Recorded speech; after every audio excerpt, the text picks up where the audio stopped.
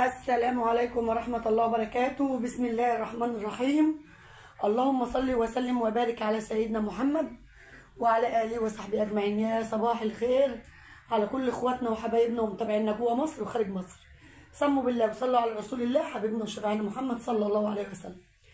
طبعا الفيديو ده للناس اللي بتربي فراخ بيضة وخرجتها زي كده. أنا امبارح ذبحت وظبطت الدنيا ووريتكم الفراخ وكل حاجه. نسيب بقى مكان الفراخ مش نضيف. احنا عندنا مكان والحمد لله حاطين فيه فراخ بيضه برضو تاني، بس مش معنى كده ان احنا نسيب المكان من غير ما ننضفه. خرجت دوره نضفي مكانك، دخلت دوره لازم الدوره اللي داخله يكون المكان نضيف، واقل حاجه 3 ايام معقمه او يومين.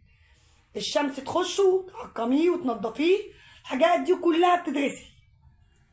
الحمد لله فراخنا لا اديناها مضادات حيويه ولا علاج بشري ولا بيطري ولا اي حاجه، بس ما ده يعني برضو ما يدعيش ان انت ما تنضفيش او تعقمي. لا، احنا بنعقم بكلور وبنغسل الصناديق دي والارضيات البلاستيك وبننضف الاوضه وبنعمل كل حاجه. طبعا انا من ساعه ما الفراخ خرجت انا يا دوبك نضفت الفراخ وجيت شيكت عليها ونقحت وخلصت، والنهارده تاني يوم. يعني انا مش هقعد تاني يوم لازم انضف الاوضه، لازم الاوضه تنضف. انا طول ما في حاجه مش نظيفه ورايا او في مهمه تانية ممكن ان انا اعملها ببقى عايزه اطير واعملها. يعني لو عايزه اقول لكم لو اقدر اعمل حاجتين في وقت واحد اقدر. فانكتر الشغل اقسمه على الايام. طبعا انا بوريكم كل حاجه زي ما هي اهي، ما عملتش اي حاجه من ساعه ما خرجت الفراخ، كل حاجه زي ما هي. فانا عشان ما نطولش الفيديو عليكم في حاجات، طبعا كل ده يروح عند الحنفيه بره هناك على السطح، هيتعقم ويتنضف ويتحط في الشمس بيومين 3 مع الاوضه. وقت ما الاوضه تتعقم وتتنضف، لو انت هتستعمليه تاني هتستعمليه، مش هتستعمليه وهتستعمليه بعدين انت حطيتيه برضه عقمتيه بميه وكلور، والشمس كده كده عامل اساسي كمان بتعقم الحاجه زياده. فاحنا هنشيل كل ده اهو، كل حاجه قدامكم هنشيل كل ده، واحنا كنا مسهلين الموضوع على نفسنا. لو انتوا فاكرين لو عمر الفراخ كانت 34 يوم وانا نظفت المكان ده وخففت الدنيا عليا. يعني كده كده مفيش فضلات كتير في خلال 4-5 ايام، مفيش فضلات كتير. فاحنا هنشيل كل دي بقى ونوديه عند الحنفيه هناك عند الميه، وهننضف المكان ونعقمه بكلور وننضفه كده ونعقمه بكلور ونقفله. بس نقفل ايه بقى؟ الباب ده شتوي، مش هنقفل الباب الشتوي، هنقفل الباب الصيف اللي هو السلك ده. ليه؟ مفيش حاجه في الاوضه، لا في فراخ ولا في بط ولا في حاجه ان انا اللي هي تسقع مني. ايه اللي يخليني اقفل بالباب السلك ده؟ لان انا عايزه الاوضه تنشف، عايزه الاوضه شمس تخشها تتعقم. فهمتوني؟ فانا بوريكم كل حاجه زي ما هي اهو. هنشيل كل دي، خليكم معايا بس سموا بالله وصلوا على رسول الله. وطبعا انا هوريكم كل حاجه بس واحنا بنعقم بقى. انتوا كده كده عارفين انا نضفت قبل كده الارضيات البلاستيك وعرفت طريقه التنظيف والفراخ واقفه مكانها. هنشيل كله بقى ومش هوريكم الاوضه دي الا بعد ما اخلص خالص واجي اعقم الاوضه بكلور. سموا بالله وصلوا على رسول الله. وهنخلي الاوضه دي النهارده فله شمعه منوره كده.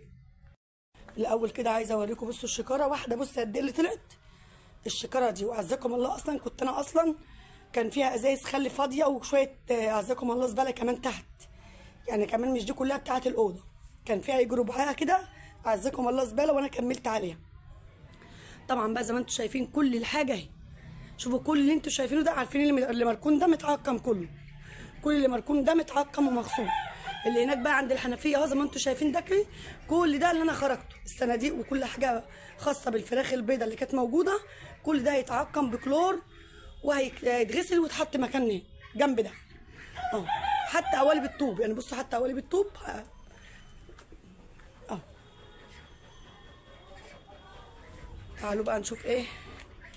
شوفوا البط بسم الله ما شاء الله، بط البيور. حد يقول لي لا بط البيور عمل معاك ايه؟ فك شويه بس الدكتور قال لي لو في لسه في الازازه ادوهم كمان جرعه، فوت يوم وادوهم اخر جرعه دي وشوف هيعمل معاك ايه. بصوا بقى الاوضه، انا هوريكم كل حاجه قبل ما اشتغل وقبل ما اعمل كل حاجه. طبعا انا ما اكتفيتش ان انا اجردها بسكينه المعجون بس، لا انا جردت قبل ما اجرد. يعني انا جردت وشلت اعزكم الله الزباله وخرجتها، وطبعا لسه عايزه تتكنس تاني وتتروق. قبل ما اكنسها بقى بعد ما جردتها وخرجت اعزكم الله السبله بتاع الفراخ بره، مسكتها هبيت الاوضه كلها، مسكت الاوضه كلها هبيتها بالمقشه. كان في عنكبوت، وكان في كل مكان ما بنرش جير، مكان عفار، مكان اي حاجه. مسكت الاوضه كلها هبيتها، خليتها زي الفل اهو. السقف كله هبيته. طبعا المكان اهو مطرح ما جردنا وظبطنا الدنيا وخلينا المكان زي الفل. دي الحاجات التوابل والحاجات دي اللي انا بستعملها، اللي هي الاعشاب والميزان اهو. وادي شويه التمن دوم ان انا بطرب بيهم عند البط. والاوضه اهي خليناها زي الفل. طبعا معانا ميه بكلور، ده كلور خام وحط عليه ميه، كلور خام وحط عليه ميه. هنغرق بقى الاوضه دي كلها كده بالكلور خام، ونوزع بالمقشه معايا بره اهي. هنوزع بالمقشه ونقفلها. سموا بالله وصلوا على رسول الله. خليكم معايا، غرقها كلها كلور واقفلها. اللهم صل على النبي. على قد ما قدرنا. بصوا بقى يعني بالراحه كده، ما جيناش لمه حبه التبن، يا دوب جينا بالمقشه بالراحه خالص عشان التبن ما يتبلش ميه بكلور اهو، يا دوبك. بس جبت بقى ايه العراقيب كلها. بصوا بدات من عند العتبه اهو، من المدخل بره. وطبعا اللي بيعقم يعقم صح يا جماعه. التعقيم مش ان انت ترمي ميه في الاوضه وخلاص، لا، اهم حاجه الجوانب دي. عارفين الجوانب دي اللي حوالين العمود ده اهم حاجه، ده الجوانب دي، الجوانب اللي حوالين العمود دي تطصي فيها ميه على قد ما تقدري. وطبعا فتحت الباب اهو، بصوا فتحت الباب كده وقفلته كده، وجبت العراقيب ده المستخبيه دي اهي، رميت فيها بصوا ميه. العراقيب دي سوسه متداريه، دوده متداريه، اي حاجه بقى متداريه لازم تعقمي الاوضه صح. ورميت على الحيطان اهي، اي فضلات مثلا لقيت بواقي فضلات كده على الحيطان من الارضيات البلاستيك عاليه، بقيت ارمي عليها كلور. تعقيم صح. بصوا انا غرقت الاوضه ازاي. وبرده هرجع واقول انا نظفت وعقمت وهبيت الاوضه، ومش مستعجله على الاوضه. تنشف وقت ما تنشف وتتعقم وقت ما تتعقم. بعد ما تنشف خالص هديها كنسه بالمقشه برده، كنسه صوتها ميته، حاجه ميته هديها كنسه برده بالمقشه، يكون نصها كنسه سليمه. بس الكلام ده لما تنشف خالص. وبعد كده هرشها كلها جير بقى، تقعد بقى 4 ايام 5 ايام اسبوع كده كده. احنا الحمد لله والشكر لله جبنا دوره رمضان، والحمد لله موفر لها مكان في اوضه. فوقت ما تنشف يا رب تقعد اسبوع تنشف، مش مشكله عندي، كده كده مش مستعجله عليها. نقلنا الفراخ نقلنا ما نقلناش، احنا برده ساعتها تبقوا انتوا معايا ونشوف هنعمل ايه. فانا مش مستعجله عليها، تنشف وقت ما تنشف. بس هو المفروض التعقيم، الناس اللي هتعقم وعايزه تجيب دوره ورا دوره تعمل زي كده وتقعد 3 ايام. 3 ايام تعد على ايدها 3 ايام. في الرابع بقى تكنس وتعقم بجير وتشوف هتجيب ايه. وقبل ما تجيبي اي حاجه بساعتين ب3 ساعات ب4 ساعات تيجي اللمبات تدفي المكان. هتنقلي فراخ من مكان لمكان، لازم تكوني مأمنه المكان كويس من القطط، من فيران، من اي حاجه، ومدفيه المكان 4 ساعات، ومدفيه الميه عشان الفراخ تنقليها من مكان دافي تيجي في مكان دافي. مش تنقلي الفراخ وبعد كده المكان التاني تقيدي اللمبات ساعه ما تنقلي الفراخ، لا طبعا غلط. لازم تدفي. وبرده نقل الفراخ مش بالليل ولا الصبح بدري ولا بالليل.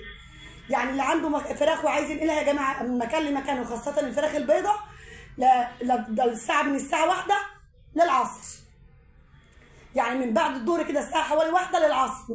الوقت ده بيبقى الجو كويس فيه تنقلي فيه. لكن بدري او الصبح بدري لا، بالليل خالص لا.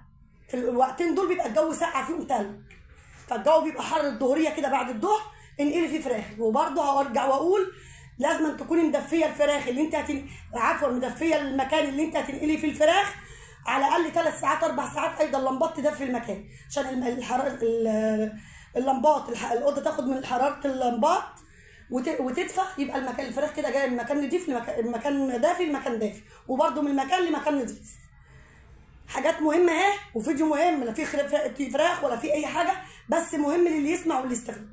كده احنا عملنا ايه؟ احنا هنطفي اللمبات بقى. انا كنت قايده اللمبات علشان طبعا اوريكم انا بعمل ايه. هنطفي اللمبات دي كده اهي، وهنمسك بقى الاوضه نفتحها على الاخر كده. دي الباب الشتوي ده كده هنفتحه على الاخر، واقول لكم بقى احنا كده هنعمل ايه. بصوا كده اهو، كل حاجه انا ما فصلتش الفيديو اهو. بصوا بقى انا عملت ايه. انا رشت العتبه كلور اهي من اول الاوضه لاخرها. قفلت الباب دي بقى. الباب دي لازم عندك باب سلك، يا سلام بقى. دي حلاوه الباب السلك. صيف بتخليه على الفراخ من الحر، شتاء لو انت معقمه الاوضه بتسيبيه ينشف بقى، ينشف المكان. ليه بقى بقول كده؟ عشان ممكن تبقي انت عندك باب شتوي اللي هو الخشب من غير سلك، وتفتحيه وتخش بقى مثلا فار يتدفس في تبني زي ده، يتدفس في السقف ما تشوفوهوش، اي حاجه تخش تستخبى جوه ما تشوفهاش، تيجي تحط الفراخ تبص تلاقي فراخك ماتت، عرسه تخش حاجه تخش. فاحنا بنقول باب زي ده صيفي وقت ما بتعقمي تقفلي الاوضه تتهوى وتنشف. يعني لو انت مستعجله بقى على الاوضه يومين 3 عايزاها تتهوى وتنشف، يبقى باب زي كده عقمي، ولو عندك باب سلك اقفلي. فهتفتحي الاوضه خالص ما تضمنيش ايه اللي يخش يعسكر في الاوضه جوه.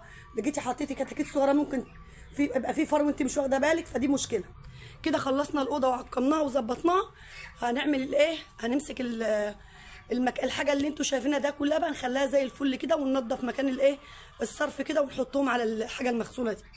سموا بالله وصلوا على رسول الله. مش هنهي الفيديو على كده، لازم اوريكم برده. هعمل الحاجه دي كلها وارجع لكم تاني. عايزه اقول لكم ساعه بالظبط ظبطت المنبه.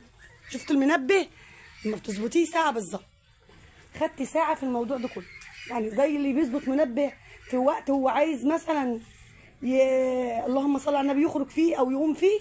هو انا كنت بادئه كذا خلصت في الوقت كذا، يعني هي بالظبط ساعه وكم يعني كام ثانيه كده. بصوا بقى، بصوا لسه مخلصه حالا اهو. خلينا المكان زي الفل، مفيش حاجه الا معقمناها. دي حته النص قالب الطوب ده انا بسد بيه المجال يا جماعه، بسد بيه المجال اهو. بصوا، عايزه اقول لكم اشهدوا ان لا اله الا الله واشهدوا ان سيدنا محمد رسول الله. ما سبتش حاجه الا معقمتها. حتى المقشه اللي كنت بغسل بيها الارضيات البلاستيك اهي، والسلكه اللي غسلت بيها الطوب، ودي غسلت بيها الطوب.